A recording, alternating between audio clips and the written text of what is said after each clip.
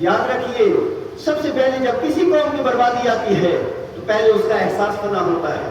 جب اس کا احساس مر جاتا ہے پھر وہ قوم صفحے ہستی سے مٹا دی جاتی ہے. اور جب یہ یاد رکھیں کہ جب جس قوم کا احساس باقی رہتا ہے اس قوم کو دنیا کی کوئی طاقت مٹا نہیں سکتی ہے. آؤ میں احساس کی بات بتاتا ہوں. آج پوری دنیا کے اندر مسلمان کروڑوں کی تعداد میں ہیں. پوری دنیا کے اندر مسلمان موجود ہیں.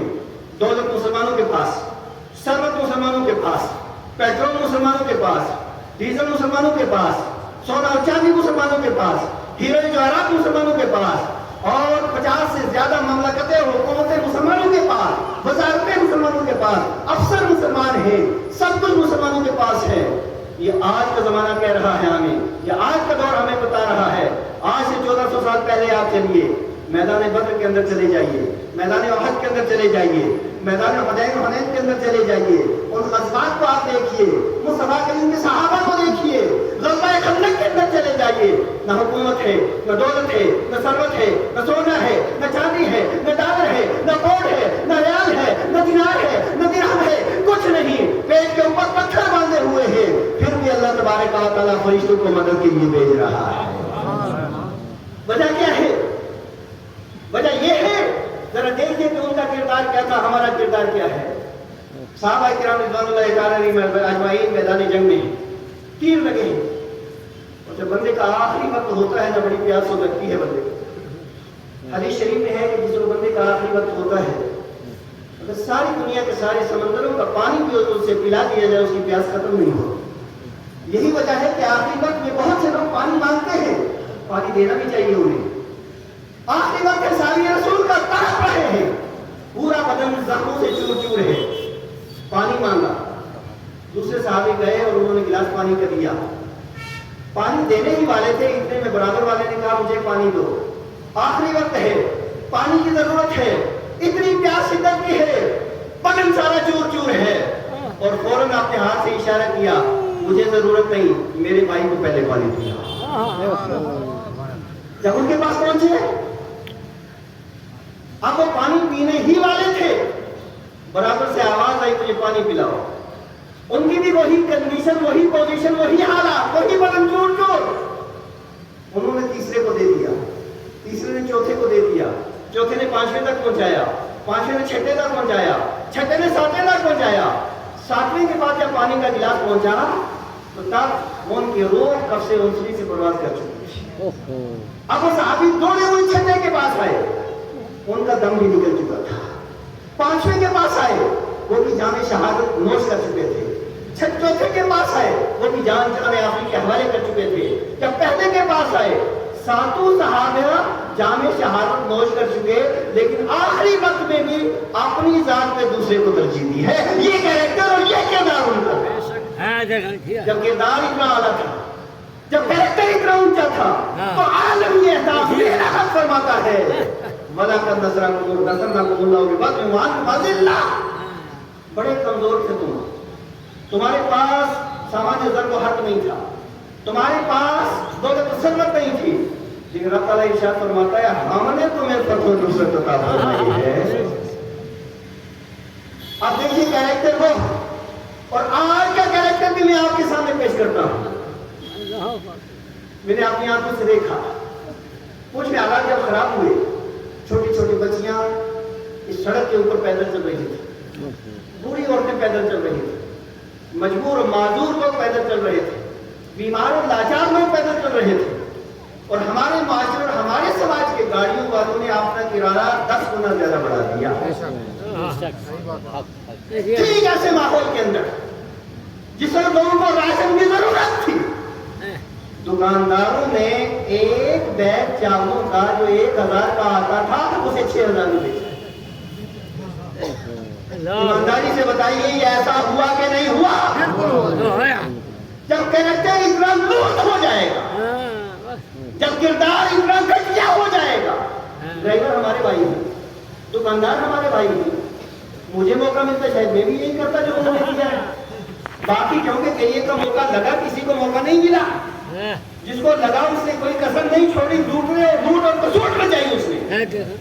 جب کریکٹر اتنا گھٹیا ہو جائے گا تو پھر آفتیں بھی آئیں گی، بربادیاں بھی آئیں گی، تباہیاں بھی آئیں گی، ذلت بھی آئے گی، ظالم حاکم بھی آئیں گے، ظالم حکومتیں بھی آئیں گی، اور پھر آنے کا خون چوسیں گی۔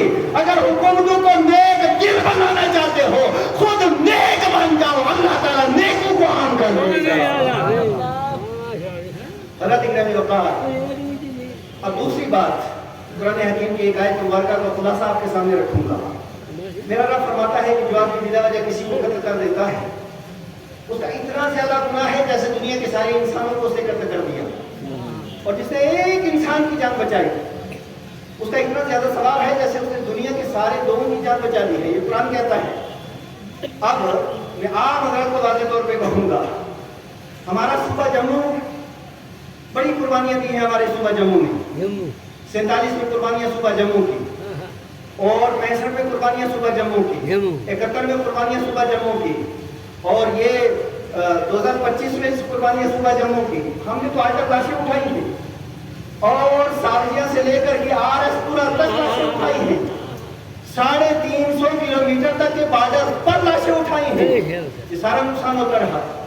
اب حکومت کی نظر کدھر ہے کدھر، یہ سیاسی بات مجھے نہیں کرنی، لیکن اتنی بات میں کہوں گا کہ کوئی پتہ نہیں کب کیا ہو جائے۔ ہاتھ پہ ہاتھ رکھ کر کے حکومتوں کو دیکھتے رہنا یہ عقل مند لوگوں کا کام نہیں ہے، یہ دانشمند لوگوں کا کام نہیں ہے۔ لہٰذا ہمارا یہ پیغام بھی آپ اپنے پاس لے جاؤ کہ آپ اپنے مکان کے اوپر لاکھوں روپے اور آپ کروڑوں روپے خرچ کرتے ہیں، لیکن آپ اپنے مکان کے اندر کوئی بنکر یا تہخانہ نہیں بناتے۔ اب آج کے حالات کے پیش نظر اس چیز کی بھی ضرورت ہے کہ جو بندہ نیا مکان بنائے، اس مکان کے اندر جس طرح باقی چیزیں، باقی ریکوائرمنٹ ہے، باقی چیزیں ضروری ہیں، اسی طرح ہر مکان کے اندر بنکر کا ہونا ضروری ہے، ہر مکان کے اندر۔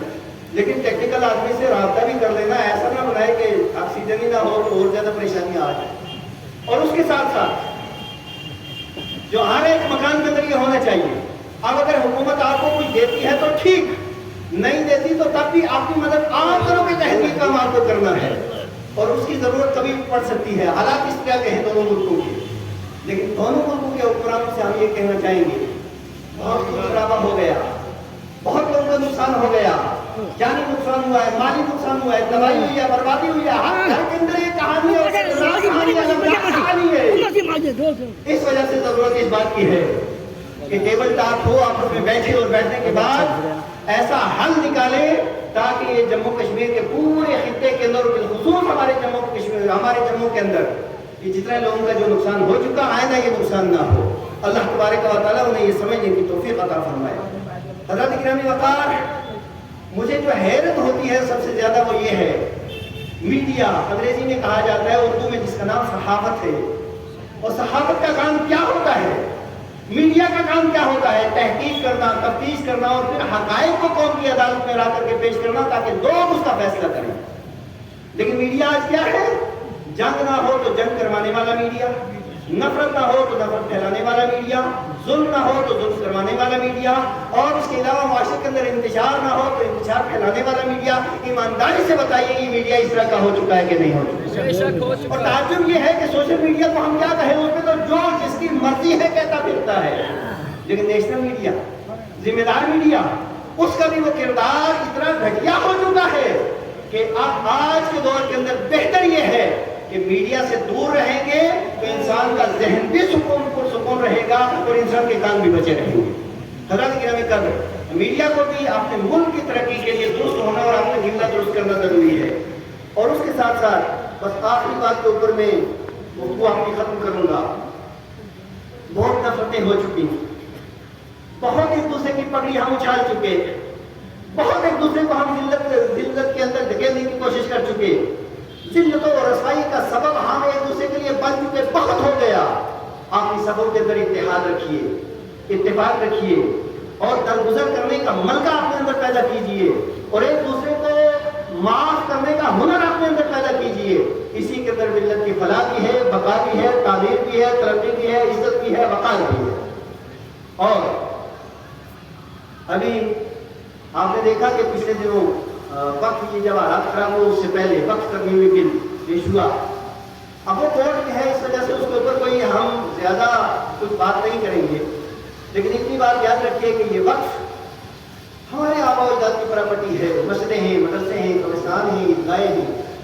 یا جتنی بھی وقت پراپرٹی ہے، تو ہم یہ چاہیں گے کہ دنیا کے ہر ڈپارٹمنٹ کے اندر، ہر شعبے کے اندر جہاں اصلاح کی گنجائش رہتی ہے وہاں پہ کچھ خرابیاں جنم لے لیتی ہیں۔ وقت کے اندر بھی بہت سی خرابیاں ہیں، ان خرابیوں کو دور کیا جائے، اصلاح کی جائے، لیکن پورے کا پورے وقت کا ڈھانچہ بدل دیا جائے، یہ مسلمانوں کو کسی صورت میں منظور نہیں ہے۔ وقت جو کا تو رہنا چاہیے، اور جہاں جہاں وقت کے اندر اصلاح کی ضرورت ہے، اصلاح ناگزیر ہے، وہ اصلاح کرنی چاہیے، لیکن وقت سارے کو ختم کر دینا اور اس کے اندر تبدیلی کر دینا اور تنصیب کر دینا، یہ کسی صورت کے اندر نہ برداشت ہے، نہ ایسا ہو سکتا ہے۔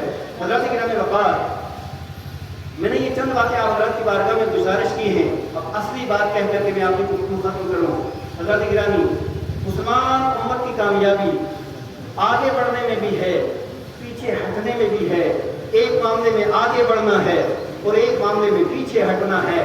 آگے کہاں بڑھنا ہے اور پیچھے کہاں ہٹنا ہے؟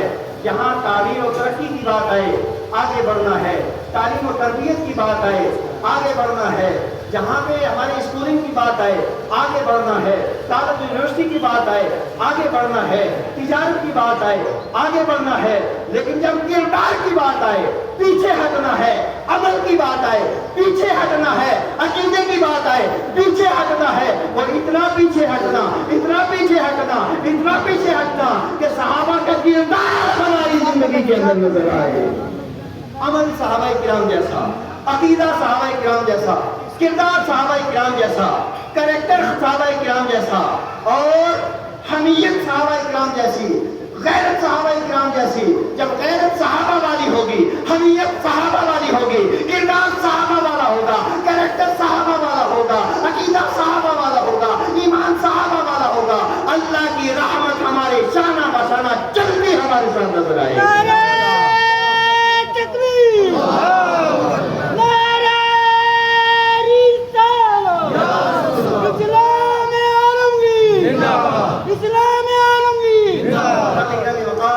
اس لیے خدا را عید کی نماز پڑھنے یہ واجب ہے، فرض عین نہیں ہے، لیکن فجر فرض عین ہے، ظہر فرض عین ہے، عصر و مغرب و عشاء فرض عین ہے، نماز جمعہ فرض عین ہے۔ اس وجہ سے ضروری ہے کہ جس شوق و ذوق کے ساتھ ہم عید کی نماز ادا کرنے کے لیے آتے ہیں، اسی شوق و ذوق کے ساتھ ہم فجر ادا کرنے کے لیے اپنے مشروع کرو کریں، ظہر و عصر و مغرب و عشاء پڑھنے کے لیے اپنے روک کریں، اور اپنے مدارس کو مضبوط کریں، اپنے بچوں کو قرآن حکیم کی تعلیم دیں، اپنے مکاتب کو مضبوط کریں۔ اسی کے اندر امت کی بہتری بھی ہے، فلاح بھی ہے، بقا بھی ہے، نجات بھی ہے۔ اللہ تعالیٰ ہم نے خیر کی توفیق عطا فرمائے۔ وآخر دعوانا